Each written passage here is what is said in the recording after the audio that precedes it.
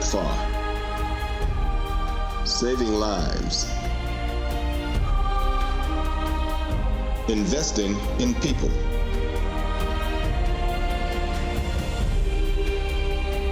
PEPFAR, partnering for an AIDS-free generation. They came in trickles, 1 by 1, 10 by 10, and very soon our wards, which never had HIV before, were overwhelmed with children who had HIV. It's something you couldn't escape. It was so sudden, stark, and dramatic that it sort of hit you between the eyes. Mase ngizwile ukuthi ngipositive. Kwababhlungu ngoba bengumuntu obenakho ukuthi ahlale a-test ngumuntu ongajwayelanga ukuba ne-boyfriend. Kwababhlungu kodwa ngathi baningi bayaphila.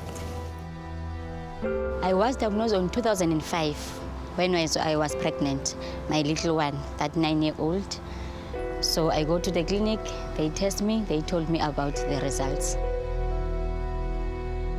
I was a little bit shocked, but I thought that there are many people that having this. Through the support and commitment of PEPFAR and its partners, the reality of an AIDS-free generation was made possible for the children of mothers like Sizeka and Zama. We haven't conquered the epidemic in the mothers, but we've conquered that transmission to the babies. It's quite a phenomenal success. When we started, we were looking at about 70,000 children infected, and it's come down steadily. In 2008, I think we're sitting, and that's about a 20% transmission. In 2008, we were sitting at about 8% transmission, and today we're sitting at 6 weeks at about a 2.5% transmission. So we now have about 7,000 children being infected, between 6,000 and 7,000 children infected in a year. So there's still transmissions, but it's a massive decline compared to what it was before.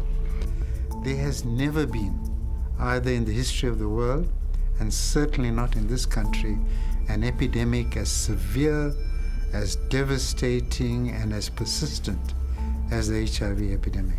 Within South Africa, we are the worst affected province, that is KwaZulu-Natal.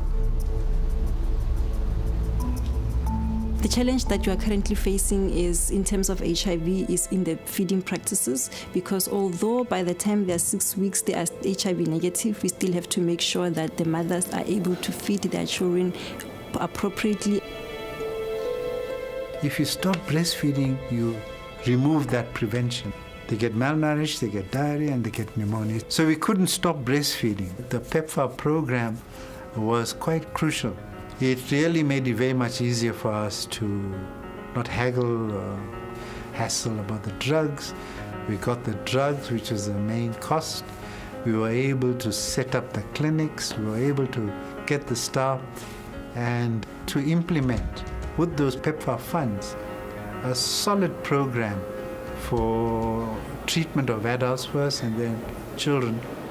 Yes, we've got a lot of mothers who come back to say they are happy, their children are negative. Sometimes you even meet them on the road, not specifically coming here. When you're on the road, the mother will be coming to, "Hi, Sister Rose, can you see, yes, your baby, the baby's fine."